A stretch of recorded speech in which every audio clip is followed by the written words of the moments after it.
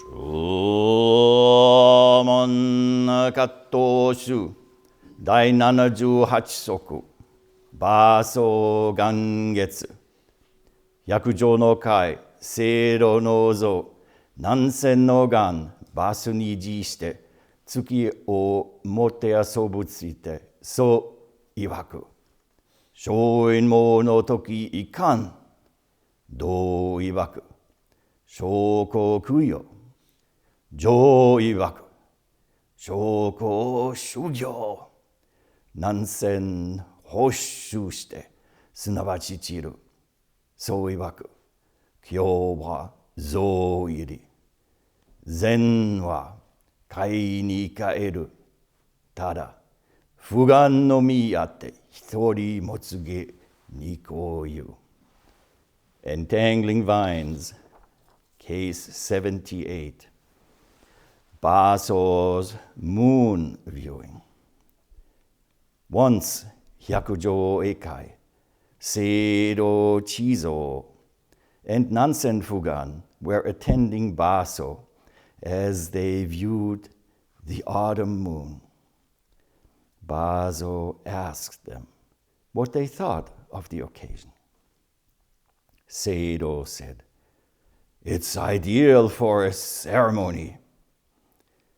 Hyakujo said, "It's ideal for training." Nansen shook his sleeves and walked away. Basso said, Chizo has gained the teachings. Ikai has gained the practice. But Fugan alone has gone beyond all things.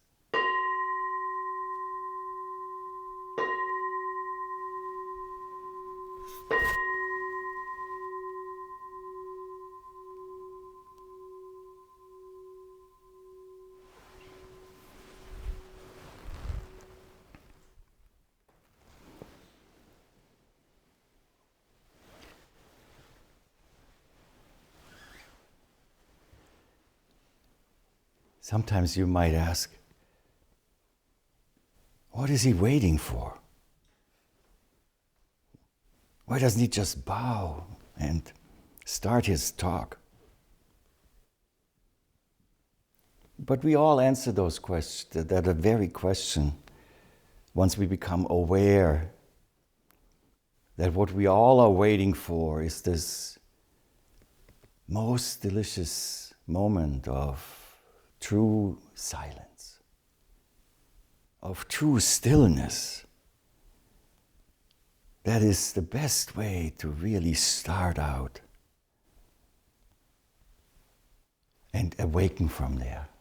It's like in the morning, before identity rushes in, before the bodily sensations rush in and make us feel any specific way, just waking up.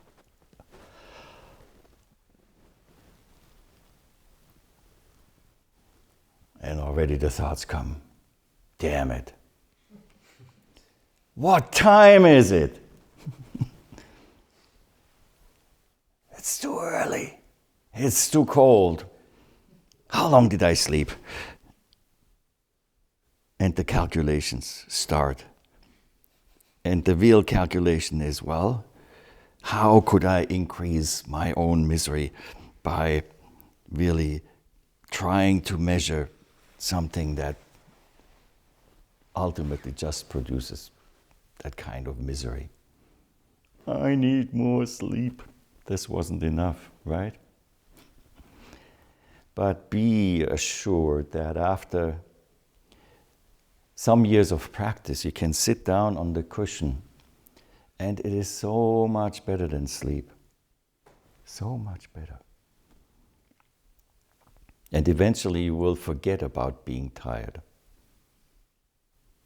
Your body might not. Your body might be used to a specific cadence of being fed and being rested in the garage. It's almost like a vehicle, you know. But doing it all the time over sometimes we have to come here too, and this is where we get our oil changed. This is where all that crud that has been accumulated in this, what lubricates this functioning of an assumed identity, finally is getting drained out. First, it takes some time to loosen that screw on the bottom of the vehicle, and but then finally, all the stuff comes out.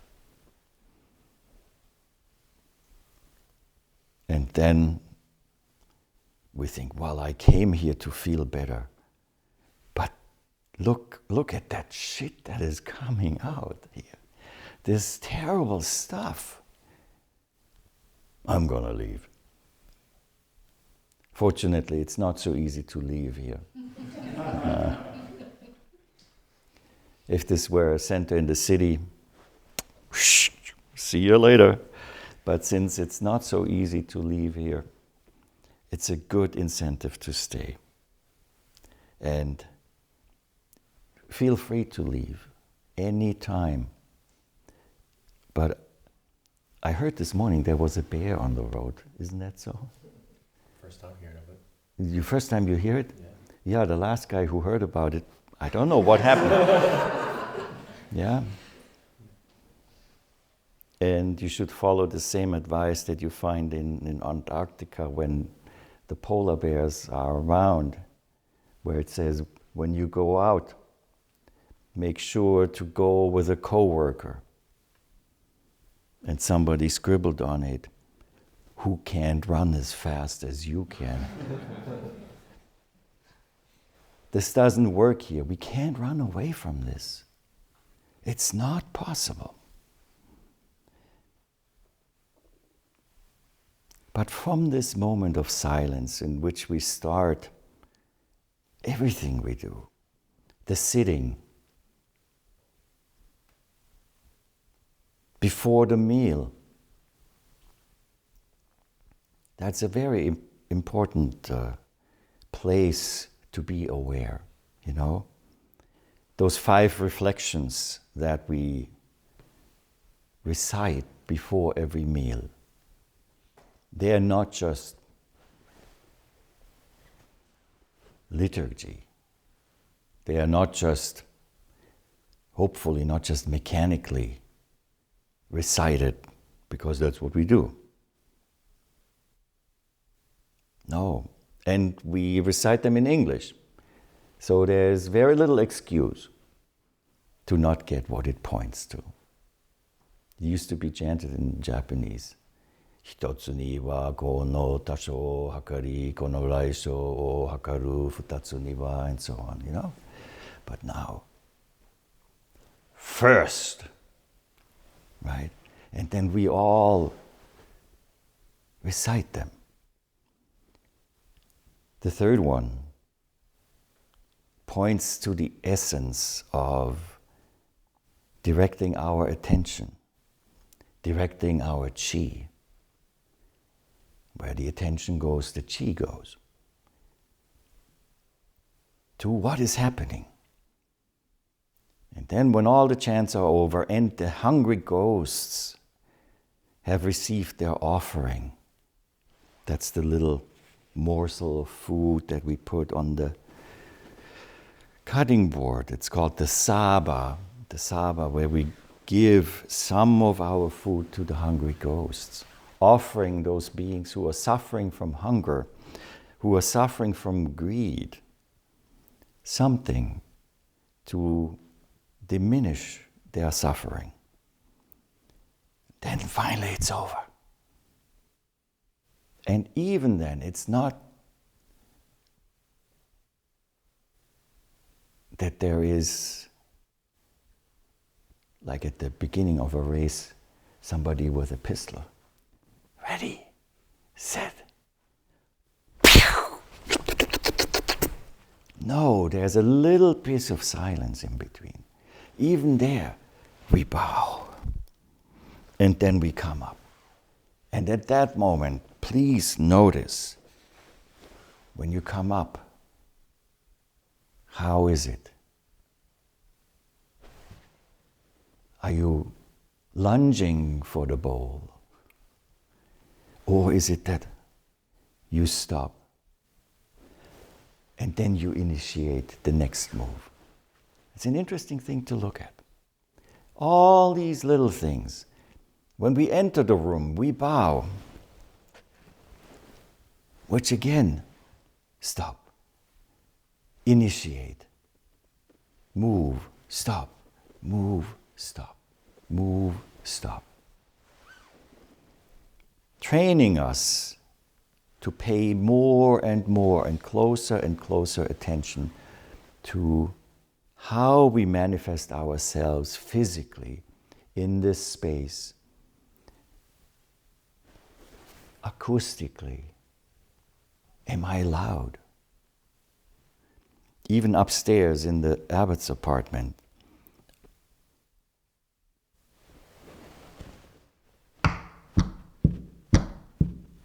you can hear people walk down here. But there are many people who walk and you hear nothing. So please pay attention to your walking. Why is it that it's not so we are not detected, but it is so we can practice not to leave traces. So we can learn how to reduce the worst of all footprints, which is the ego footprint.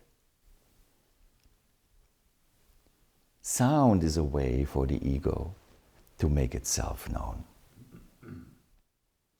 There are some sounds we can't do anything about. And if we become self-conscious about them, then again, well, there you go. There's a self there that then is involved. Have you ever swallowed like that and you thought, oh damn, the whole Zendo must be hearing that? But on the other hand, there's no self in a cough. It's just cough. Learning how we manifest ourselves as sound is something very, very important also. How we manifest ourselves in movement. How we manifest stillness, even in movement, even in sound. That is the kind of stillness that we develop through this kind of practice. Gyun Sensei was so kind to remind us of some of the very, very basic ways to enter into being gathered, not being scattered. Gathering our attention, gathering our heart-mind, and most of all, gathering our attention.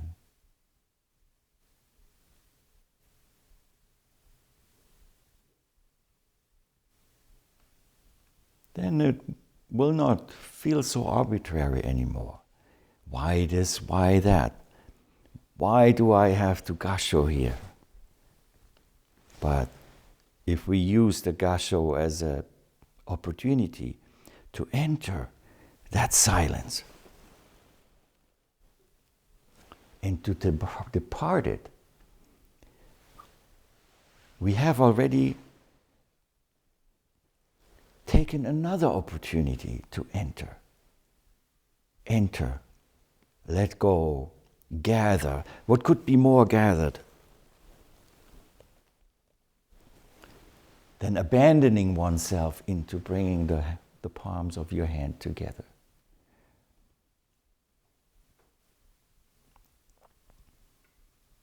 So that is an important part of our practice here.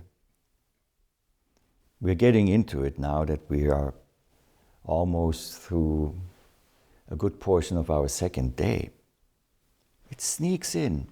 It sneaks in, and the more we engage in this practice, the more we get familiar with this way of being, the more natural it becomes. And when we go out then after the formal portion is over and we return to our families, to our work situations, or to our life situations, however they may be. What the body has learned and what the embodiment has become is what stays way beyond, as we heard from Gion Sensei, stays way beyond any kind of mental activity of being reminded or having to recall. Your body is present. And as we allow ourselves to become penetrated, completely steeped, completely immersed in this way of practicing, will without doubt emerge as a well-marinated human being. It's like a marinade. Sometimes it feels like a tenderizer, right? Not only the chemical one, but also the one with, where you pound. Maybe, what would come to mind? What do you pound? Schnitzel. Schnitzel. You can become a real good Wiener Schnitzel.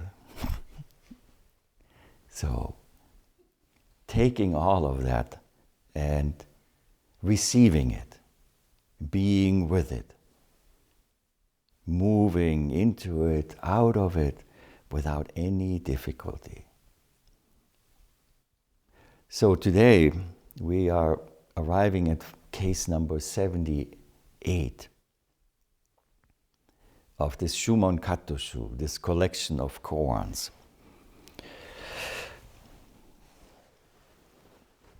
Now some of you might ask, well, what is it with these koans? What is it? Do I have to do koans to awaken? And the answer, of course, is no. You awakened this morning, right? From your sleep. Very naturally, right? There was no Joshu, there was no dog, there was no Nansen, there was no anyone, And you didn't wake up and found yourself in front of me with my bell waiting to kick you out. No, awakening is something very, very natural. It's just, in this tradition, we use koans to do what we as human beings can do in this world of cognition, in this world of expression, in this world of art, of music, of smell, of sound, of vision, of feeling, is connected to that. Because as we all have experienced already, this vastness, this depth is just something that cannot be really talked about. It cannot be drawn out. As soon as we cut it into pieces, it's gone.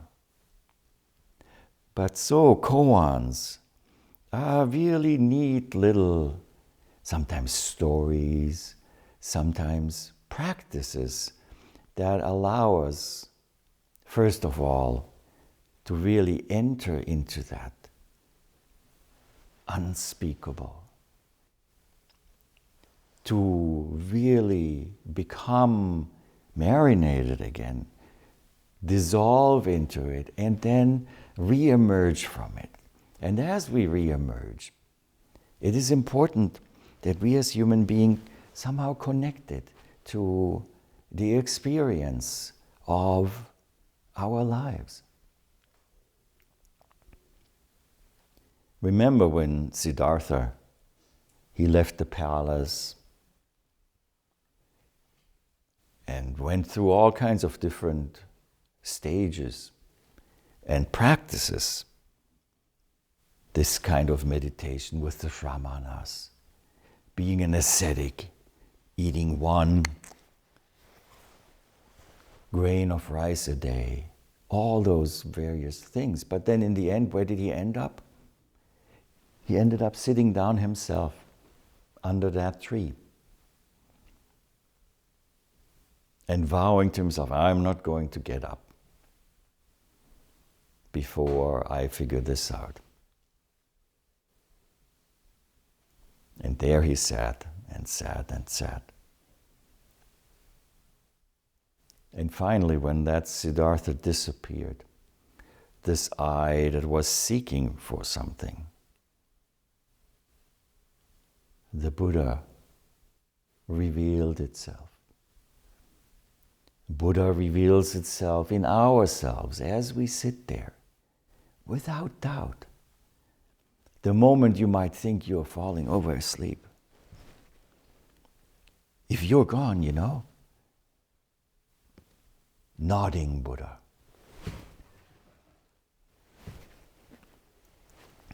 If you're really uncomfortable and your guts are pinching and finally, as quietly as you can, you go farting Buddha. No self involved. Manifestation of true, authentic suchness. We have to be careful that we don't guilt the Buddha. And then when we have experiences also, we have to be careful to just take them as they come and let them go. Even if it were a golden fart that you let out, you wouldn't want to put it in a bottle and for later. And then after Sesshin,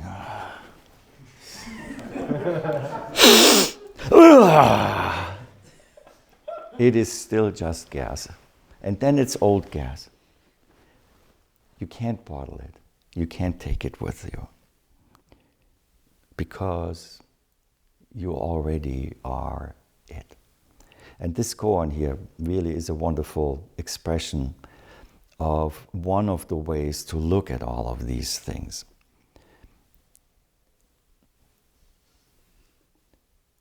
Now I will try to connect a little bit with what Gyun Sensei said before, but first I'll give you a chance to move.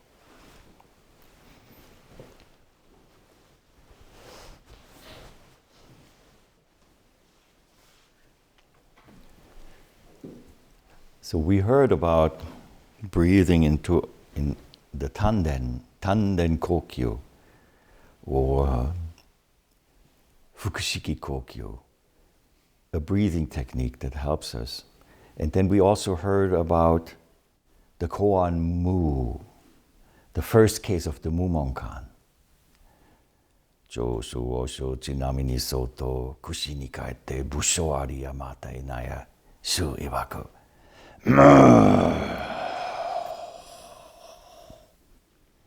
A monk asked Joshu, does the dog have Buddha nature or not? Joshu said, Mu. So this is a koan. When we take the Mu out of it and really concentrate on that Mu and connect it with our breath, that is the first kind of koan that is called technically a Dharmakaya koan. A koan that helps us get into this place where our self-consciousness completely disappears.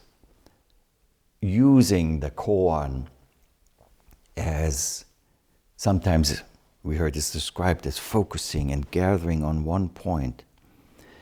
Another way to look at it, and the English word that I would like to use for that is, I would call this koan an immersion koan, where we completely immerse ourselves into the koan. And what the koan does, by sticking with Mu, or whatever we have on the exhalation, or on the inhalation, wherever our attention single-mindedly participates. It could be cutting vegetables. But this single-mindedness, this dissolution of everything that has solidified, is almost like taking some rock candy on a stick, rock candy on a stick that you put into warm water. And then as it's in there, over time, all of it dissolves. All of it dissolves. And it returns to its essence. It's a wonderful image of what we can allow with koans that are Dharmakaya koans, that we allow ourselves to completely become one with. Narikiru. To completely become one with. In other words, to completely forget about ourselves. Nothing matters. Nothing. When you sit there and you hurt and you are just pulled off that one direction of being with the breath or the mu or whichever of these Dharmakaya koans, you can remind yourself, this is not about me. This is not about me. Just staying with it, present. That is the dissolution, completely being immersed in the chanting. In the chanting it's easy. Sometimes you feel how we get all pulled into it. Deeper and deeper, and in the end there's no one chanting. It is just the Diamond Sutra. The moment where the thinking self comes back, and already we have lost it. And then we catch up.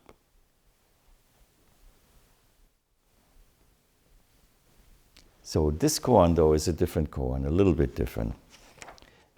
It describes a scene. Many koans have a little story.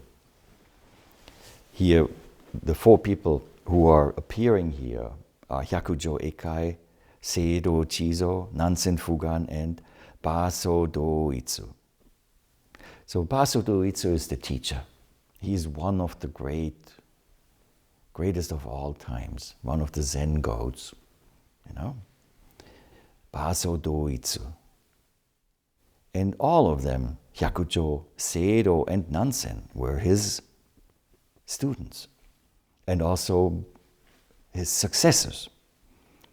And so they were attending to Basso.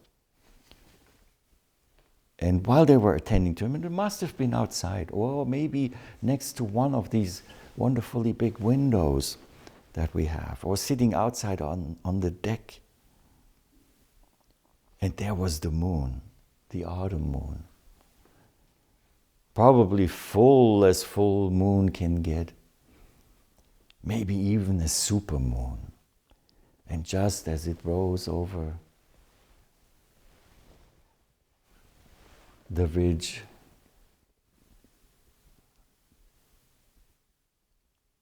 they all looked at it, sharing that silence. Then Basso says, well, fellows, we are Zen people. Give me an expression of your Zen understanding, or your Zen manifestation, or your Zen.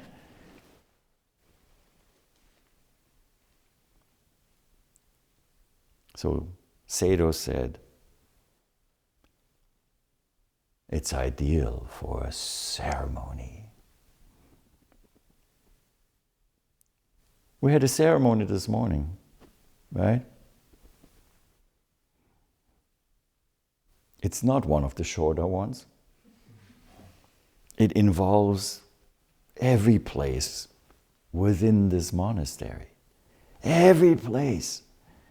It involves chanting here, offering incense here, and tea, and light, and chants, bowing. In the Zendo, same thing. And all the way to the Genkan, more chanting, more incense, more bowing. Turning this way, turning that way.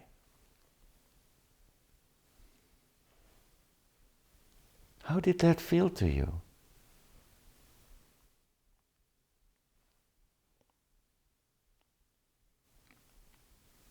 Did you get the booklet that told you exactly what to do? No, there is no such booklet. Just follow. Follow along.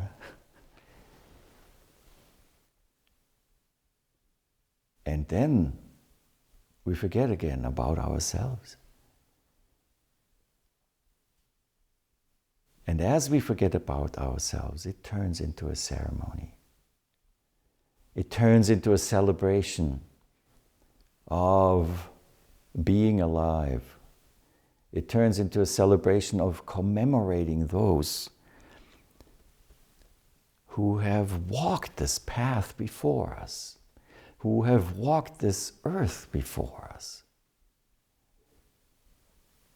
Teachers, ancestors in the Dharma, but also relatives. Maybe the person that once sat next to you in one of these sessions, commemorated. And then there are all the various bodhisattvas that are being invoked with an invocation. Om Kaka Kabisamma Esovaka, Om Kaka Kabisamma Esovaka, Om Kaka Kabisamma Esovaka, Om Kaka Kabisamma Esovaka. Jizo Bosatsu. All these mysterious sounds. And as we invoke all these various bodhisattvas, they gather and become this Dai Bosatsu, the great bodhisattva that unites all aspects of these individual aspects. As we are united in the chant, in the walking, in the bowing, into this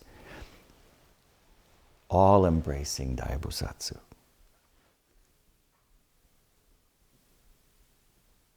It's ideal for a ceremony.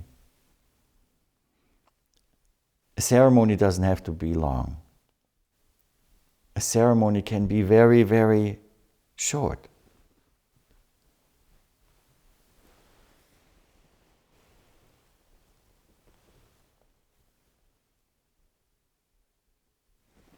Gathering your heart-mind in a gassho is a ceremony.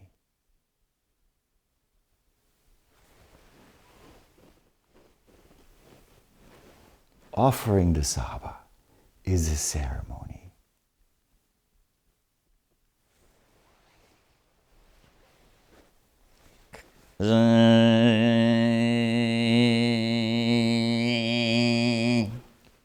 Can be a ceremony if we give ourselves fully to it.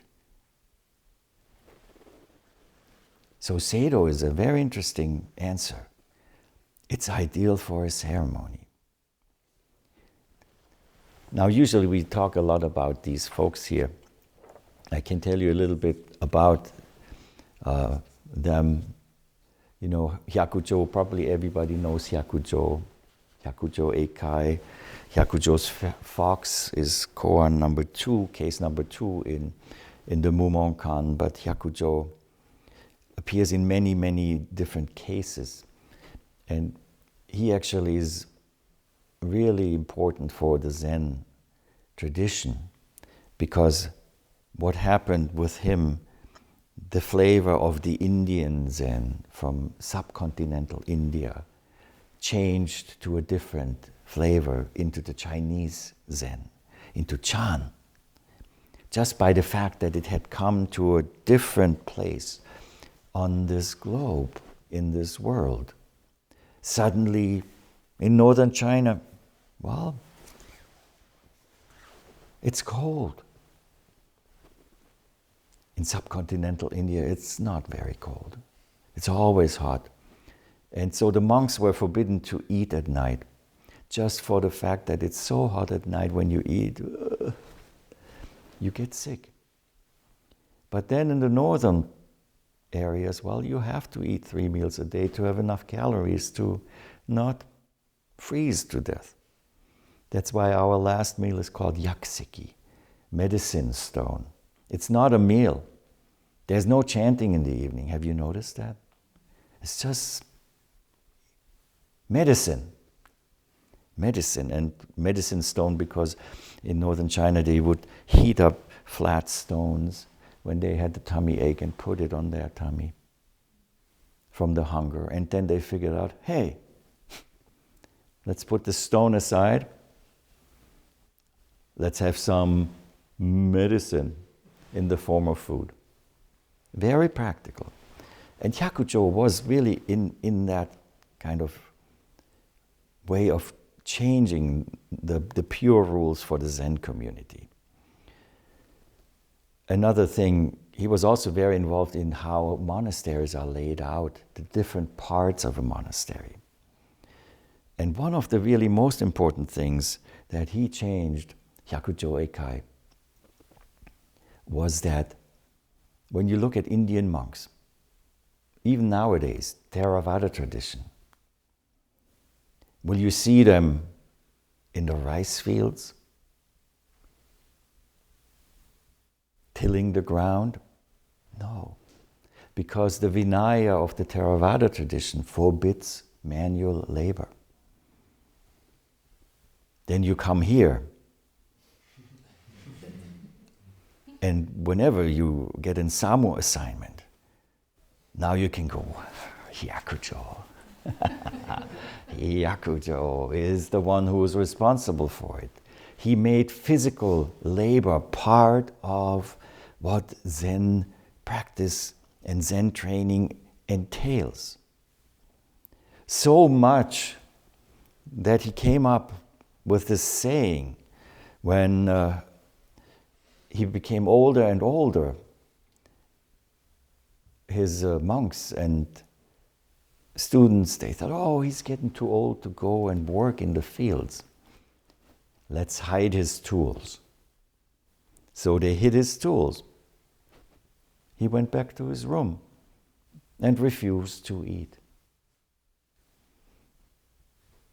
until they brought his tools back and he could go back and work again.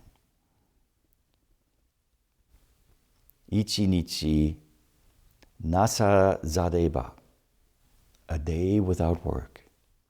Ichi nichi kurawazu, a day without food. Very big change, very big change. So he is one of these 4 people who we have here.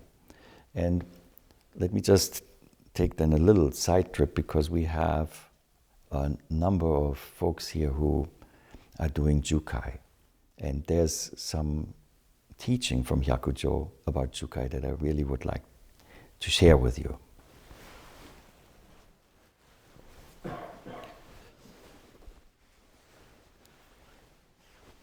A practitioner asked Master Hyakujo, now that I have taken precepts, my body and mouth are pure. I have already possessed only the good. Have I now achieved liberation? Hyakujo said, to some degree, you are liberated. But you are not yet mentally liberated.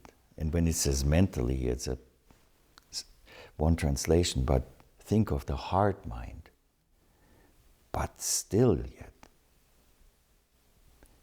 you are not yet free in your heart mind. You don't yet have embodied complete liberation. The practitioner asked, what is it liberating your heart mind? Hyakujo answered, don't seek Buddha. Don't seek understanding. Exhaust all feelings of pure and impure. Also, don't hold on to this non-seeking as being the right thing to do. Don't dwell where you exhaust feelings either. Don't dread the chains of hell and don't love the pleasures of paradise. Don't cling to any dharma whatsoever. Then you may begin to be called liberated without hindrance. Then body and mind and all may be called liberated. You shouldn't say you have a small part of the good of the precepts and take it to be enough. Though you may have mastered the countless river sands purities of the gates of morality, meditation and wisdom, you have not yet touched on a fraction of an atom of it. Step forward courageously and get down to work. Don't wait until your ears are blocked, your eyes clouded, your hair white, and your face wrinkled, your body aged and suffering, and your eyes filled with water, your mind filled with anxiety, and no place to go. When you get to that point, you won't be able to even set your hands and feet in order. Even though you might have a fortune, wisdom, and much information, it won't help you. Since the eye of your mind is not opened and your thinking is connected to circumstances, you will not know how to reflect inwardly, and you will be unable to see the Buddha way. Then all the karma of your whole life will appear before you, whether it is pleasing or whether it is terrifying. The 6 roads and the 5 skandhas all appear visibly before you. Because you have given rein to your own greediness, what you see will all be transformed into the highly desirable. Ornamented houses, boats, carriages, all in glittering display. Attaching importance to what you see, you will not be reborn free. Dragons, beasts, free people, enslaved people, it's still all undecided.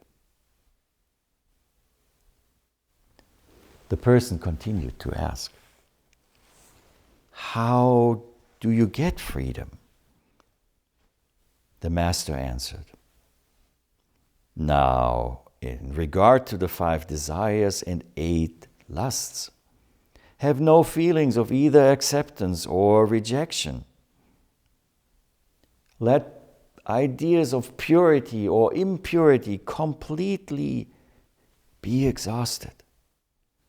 Let the sun and the moon in the sky shine without casual relationships.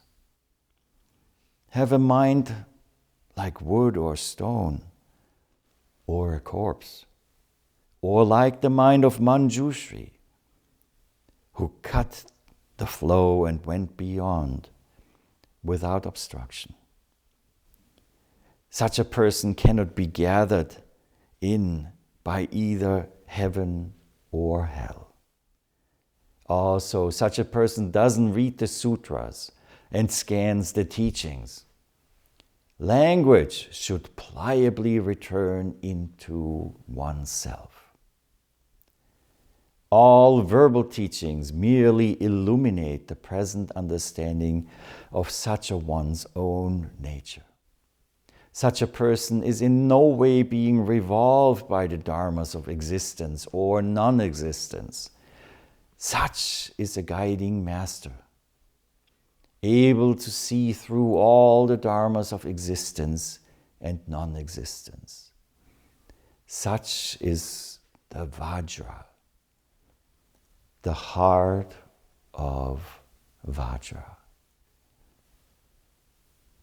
Vajra is the Dharma jewel, the diamond in the Diamond Sutra. Kongo Kongo Hanya Haramikyo Kongoji, Diamond Temple. The next time you walk through the Dharma Hall, look at the calligraphy on the right side, on the Jikijitsu side. It is Yamada Mumon Roshi's Kongo Shin, Diamond Heart. The same words can be found in the dining hall, above the fireplace. Kongo Shin. The diamond heart that clearly sees beyond being and non-being, that clearly sees and clearly manifests just in this suchness, in this very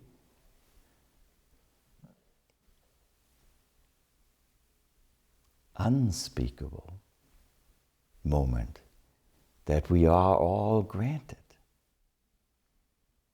That is true grace. Once you have this Vajra, then freedom and independence are manifest. If one cannot connect and obtain it in this way, although one may be able to chant the 12 Vedas only, one becomes arrogant. And this is called slandering the Buddha. It is not true practice. From a worldly standpoint, Hyakujo says, reading sutras and observing the teachings is a good thing. But from the standpoint of an illuminated person, it obstructs humans. Even a person who has mastered the 10 stages cannot avoid flowing along in samsara's river. There is no need to seek understanding via speech, values in words. Understanding belongs in the realm of greed. And greed turns it into illness.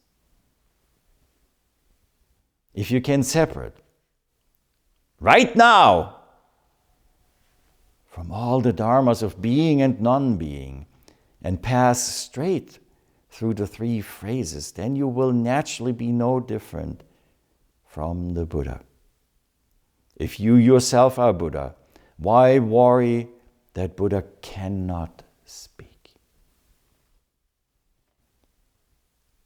My only fear is that you are not Buddha and that you will be revolved around by the dharmas of being and non-being and not free. This is why before principle has been established, you will be carried about by happiness and wisdom. It's like the effect determining the cause. We must establish principle first, and later have happiness and wisdom. At the proper time, you will get powers. You will be able to take dirt and make gold, to turn seawater into milk, to break Mount Sumeru down into dust, to take one meaning and make countless meanings, to take countless meanings and make one meaning. The master had finished his talk, and the community was leaving the hall. As they were leaving, he called after them, and they all turned their heads. He called, "What is this?"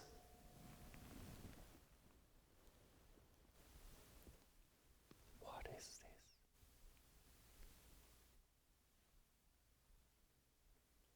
This is the Hyakujo who appears in this koan as well, giving the answer on seeing the moon. It's ideal for practice, for training. Shugyo. Shugyo is the word in Japanese. Now here's the third fellow, Nansen, who we all know. You know, holding up the cat when the monks are arguing between the two halls. It's our cat, it's our cat. No, it's our cat, it's our cat. He gets the cat and says, ah.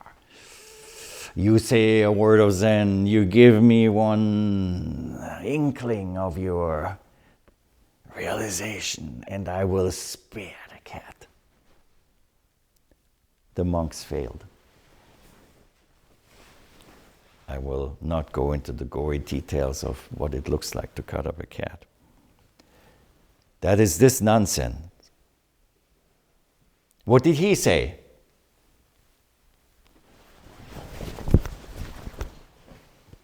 And he walked away. We might think this is silly. There's a cultural context, you know. Disapproval sometimes in those times was you would wave it off somehow and then you would walk away. But here's what the master said in the end. Basso said, Chizo, which is Seido Chizo, the one who said it's ideal for ceremony. Chizo has gained the teachings. Eikai, which is Hyakujo, who said it's ideal for practice, for training. Eikai has gained the practice. But Fugan alone has gone beyond all things. And now as we see this, of course, Seido, Hyakujo, and Nansen, and Basso really wonderfully represent the various aspects of practice that encompasses all of this, the ceremony, the training, but underlying, praised as the real answer.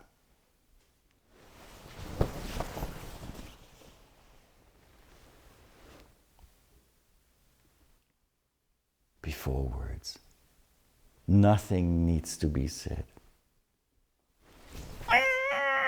Say something.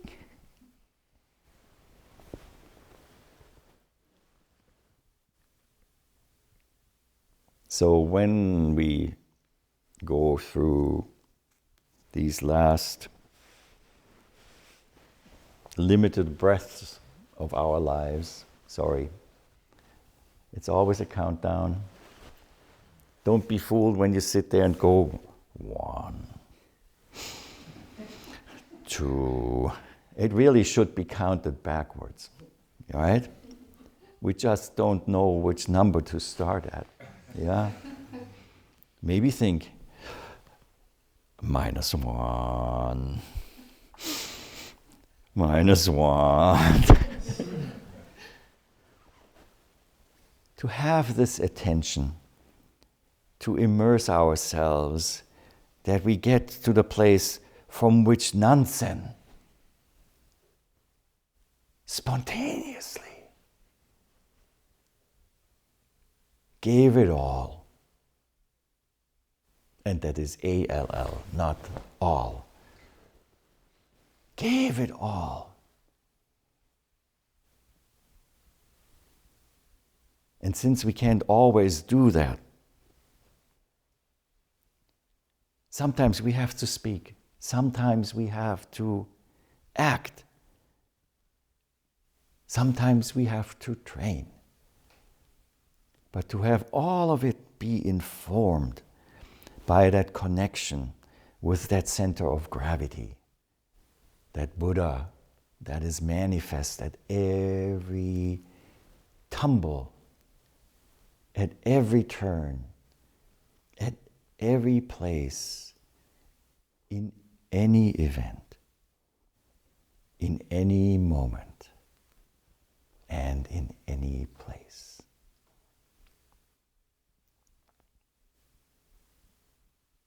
So keep that end of the Bodhisattva vow with you.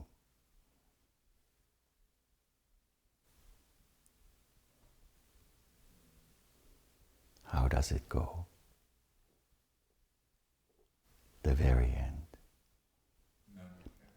May we extend this mind over the whole universe, right? So that we and all beings together may attain maturity in Buddha's wisdom.